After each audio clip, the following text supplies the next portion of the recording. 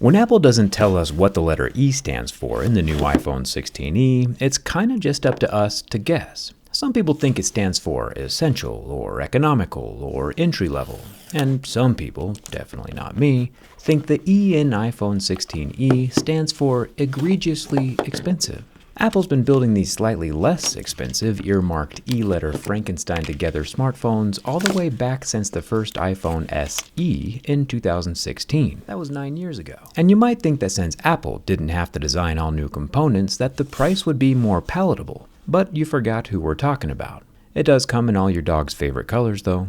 Let's see if the iPhone 16e can hold its own on the outside. And see, of course, if Apple included the big metal battery again on the inside. One thing I am impressed with is Apple's ceramic shield, which this 16e, which is shaped like an iPhone 14, does come installed with. Working our way through most scale of hardness, we do start seeing very light scratches at a level 6 with deeper grooves at a level 7. Even though it technically ranks the same as other smartphones, it does feel different.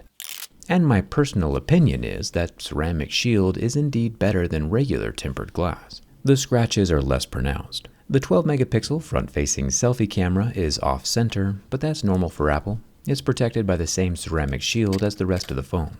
We have a small metal earpiece grill, which is in the center of the phone above the notch. Making our way over to the frame rails of the iPhone 16e, instead of titanium like on the flagships, this expensive budget phone is made from aluminum.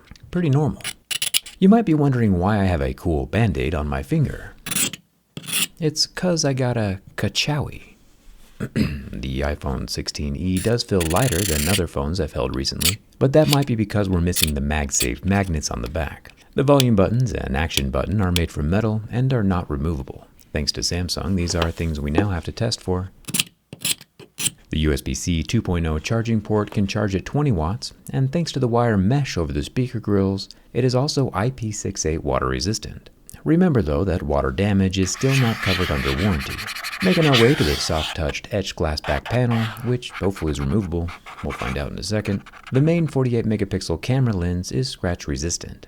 The biggest L on this phone though is not having multiple camera lens perspectives, like wide angle or telephoto. I personally use those all the time. The singular lens does not pop off though, which again thanks to Samsung is now something we have to test for. Zooming into the Apple logo stencil on the back, it looks like Apple absolutely nailed the placement this time around. Glad to see the attention to detail has improved from the iPhone 16 Pro Max. Flipping the phone back around to test the pixels. With portfolios as torched as they are, a little more flame won't hurt. The 6.1-inch Super Retina XDR OLED display has a 60Hz refresh rate, and let's be honest, nobody's gonna notice. It does last for about 20 seconds before going white, and this time freezing the display. But after a quick power cycle, the screen is back to working like normal, with only a slight blemish. Again, all pretty regular stuff. Even the bend test. The Apple design is unflexing, unbending, unchanging, and unaffected, despite my attempts to snap it in half. Apple has survived yet another JerryRigEverything durability test. However, while the exterior is rather bland and boring, one place that Apple has changed things up is on the inside. The iPhone 16e is supposedly more repairable than most, while utilizing the new electrically assisted battery removal procedure. I'll remove the two pentalobe screws at the bottom, which are very uniquely colored. Most likely a patina effect from the custom machining process. These are the fun things you notice when you're looking. One thing you also might have noticed lately is that contractual smartphone data plans have become just as egregiously expensive as smartphones themselves. But it doesn't have to be that way. I'll tell you about today's sponsor Tello as I try not to break the back glass of my iPhone. A Tello smartphone plan can start as low as $5 a month, and you can keep your same number and usually your same phone if it's unlocked. Getting reliable 4 or 5G LTE coverage without a crazy monthly price tag is refreshing. You can change your plan whenever you want, and there are no long-term commitments or contracts, just how we like it. Get unlimited text, calling, and data, 35 gigs of which are at high speed, for just $25 a month, along with free international calls to 60 different countries, and free Wi-Fi calling and hotspots. It's a crazy good plan that just sells itself. Tello even sells new smartphones on their website, which might make more sense economically than this phone we're currently taking apart. I'll leave a link for Tello down in the description, and huge thanks to Tello for having extremely reasonable prices and for sponsoring this video. With the iPhone 16e opened up, just like a book, I can start unscrewing the single tri-point screw, removing a metal bracket, and disconnecting the Lego-style ribbon connectors. I do make a mistake here. See if you can figure out what it is before I figure out what it is. I'm a huge fan of the 16e's glass being removable. This solves one of the biggest gripes I've had with Apple since they started gluing the glass to the phone.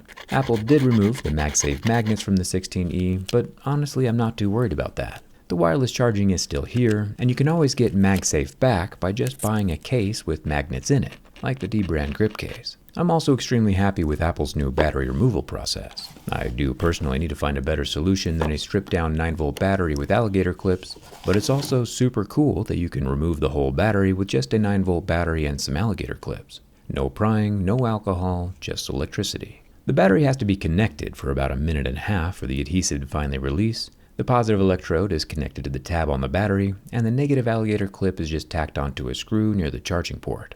And voila! The battery is free. Except for that I forgot that it was plugged in this whole time. What I thought was the battery connector earlier was actually not the battery connector. Fingers crossed that I didn't actually fry the phone.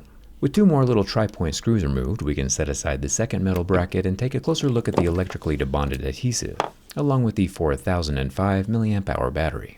Thumbs up to Apple for making this thing easy to fix. Finally, let's take a look at the single 48 megapixel rear-facing camera. I feel a little bad about this one since it's like poking out Cyclops' one good eye.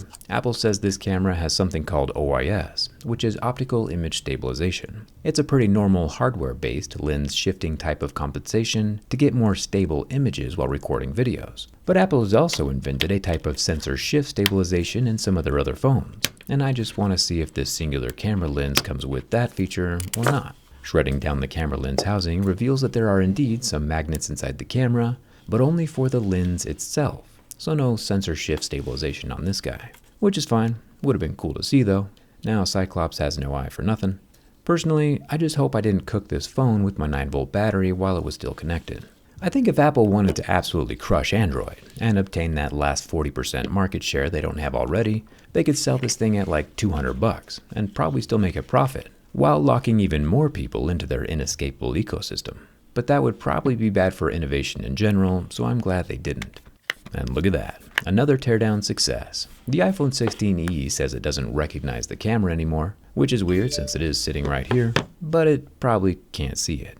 The easiest way to see the inside of your own phone is with one of my D-brand teardown skins, and of course if you want to save money on your monthly cell phone bill, Tello is waiting for you in the description. Thanks a ton for watching, I'll see you around.